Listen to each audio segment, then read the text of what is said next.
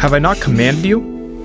Mira que te mando que te esfuerzas y seas valiente. Be strong and courageous. Be strong and steadfast. Be strong and courageous. Be strong and courageous. Do not be frightened or dismayed. Be not afraid, neither be thou dismayed. Do not be terror-stricken, and do not cower. For the Lord your God will be with you wherever you go. For the Lord your God is with you in all places whither thou goest, wherever you go. This is my command. Be strong and courageous. Do not be afraid or discouraged. For the Lord your God is with you wherever you go.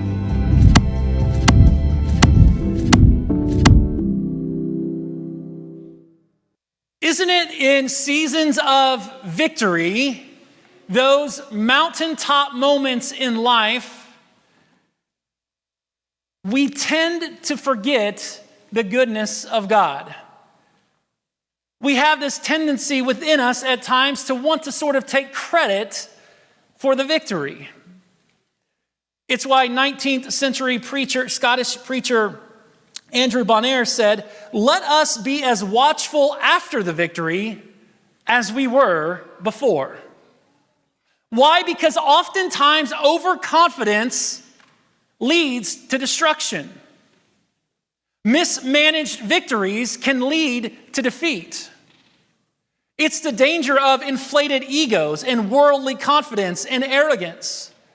Perhaps the most dangerous temptation that you and I have after a victory in life is to determine that we're capable of living independent from God, the one who brought you the victory to begin with. And in these instances, what we're really telling God is, I don't need you. But what the writer of Proverbs would say is that pride goes before the fall. Brian Loritz would say one of the biggest barriers to your growth in Christ is past victory and success. Success is often a bigger killer than failure. Now go with me to the scene of the events, if you would. Ai was in the hill country, a very small city of about 11 to 12,000 people. It was about 15 miles from Jericho, and it sat 1,700 feet above sea level. And because of this, many people would go up to Ai to be able to see and look down upon what was happening below. The Israelite army was no different. They marched confidently up that hill, but they would soon come down, this time fleeing for their lives as 36 of their fellow soldiers now found themselves dead. Let's go back to verse 1. Man, we read chapter 6, the walls of Jericho come tumbling down, right? Like, we're celebrating this, like God is awesome. He was with the Israelites. But it's never good when the first word of the next chapter starts with the word but. But Israel violated the instructions. Another translation says, but the people of Israel broke faith about the things set apart for the Lord, the devoted things. A man named Achan, which means trouble, I don't know why anyone would name their kid that, but had stolen some of these dedicated things. So the Lord was very angry with the Israelites. Achan was the son of Carmi, a descendant of Zimri, son of Zerah, of the tribe of Judah. So what's the point in all of that? I think one of the first things that we need to clearly see and understand this morning is that you and I, we don't make decisions in a vacuum. In some way, shape, or form, all of our sinful decisions impact others. And I wonder what our lives would look like if you and I took time to seriously understand, recognize, and realize sin's impact in our lives. To understand sin's impact. In 1983, there was a scientist named Lauren Whitehead who wrote an article for the American Journal of Physics called The Domino Chain Reaction. And in it, she discovered that a domino is capable of knocking over another domino 1.5 times its size. In other words, a 2-inch domino can knock over a 3-inch domino, and so on and so on. And she concluded, by the time you get to the 18th domino, there would be enough force and strength to knock over the leaning Tower of Pisa. Now, the tower's leaning, right? So that seems like it's cheating a little bit. But let's continue. But by the time you get to the 21st domino, there would be enough force to knock over the Washington Monument. The 23rd domino could knock over the Eiffel Tower. The 27th domino could topple the tallest building in the world, Dubai's Burj Khalifa. So what does that have to do with anything?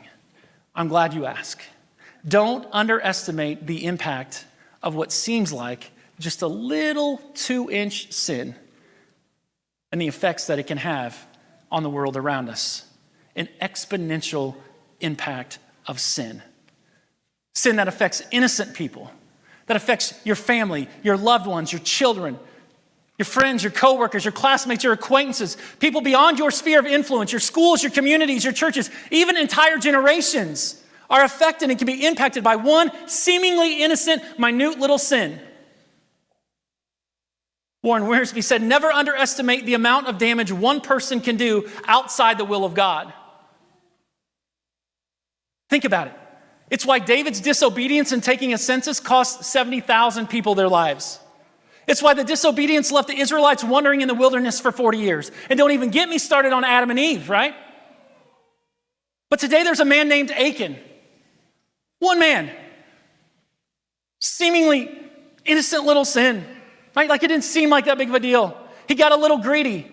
But because of it, 36 people died. Israel's army melted in fear. Joshua is questioning God. God is threatening to withdraw his presence from his people. Achan's family would die because of it. And I know the question that you have to be asking, I found myself asking this question too. If Achan is the only thief, why is all of Israel having to pay for this? Seems like maybe God hadn't had his coffee yet. Like maybe he was just a little cranky and wasn't sure. No, God needed the entire nation of Israel to know and understand the importance of the impact that sin has. So a man named Achan had stolen some of these dedicated things. So the Lord was very angry with the Israelites. We have any Dallas Cowboy fans in the house right now? The Lord bless you and keep you, if that's you. So the Dallas Cowboys are really good at one thing, that they commit a lot of penalties, right, in their games. You'll see this. If you don't believe me, watch later on. And so here's what happens. If number 72 does something really dumb, and I don't know who number 72 is, the referees throw a penalty flag. It's not just number 72 who gets penalized, right? It's the entire team that gets penalized. This is what God is saying. Like God expects his kids, us, as a church family to function as a team. While Achan acted alone in his sin, Israel was a covenant community. And guess what, friends? As the capital C church, we are too. Brian Loritz would say, a church that does not confront sin welcomes it. Now, no one's calling you or I to be the spiritual FBI.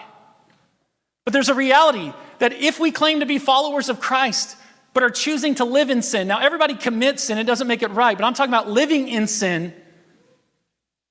We can't just ignore it. Because sin is hurting other people. Like, I know maybe you think your little 2-inch domino sin isn't a big deal, but it is a big deal. It's impacting far more people around you than you might even realize. Like that little emotional affair that you're having on social media, the incessant gossip, the resentment and hatred that you still harbor in your heart, the chronic dishonesty, living that lifestyle out of God's good and right, outside of God's good and right design, sex outside of marriage. I know what some of you are thinking, Pastor, you sound a little old-fashioned right now. It's 2023. All I know is the Bible that I read hasn't changed. And it says that in Christ, your sin issues become our sin issues. This was a serious offense because it was in direct defiance of an explicit command of God. In other words, this sin and any other is not a private affair. Any sin jeopardizes the entire camp. It's why Paul would write in 1 Corinthians chapter 12, if one part suffers, all the parts suffer with it. And if one part is honored, all the parts are glad. Achan sinned because he messed with God's devoted things. And there is a lesson in this for you and I. Because it's really easy to overlook in our day-to-day lives. Do not mess with God's devoted things. The things set apart for the Lord. Unfortunately, Achan thought he could ignore the warning. Not only does he try to get away with it, with stealing from God, he eventually tries to lie about it. And this is what happens when we get greedy. Jesus is no longer our priority. It's a sin of pride and idolatry. Do not mess with God's devoted things.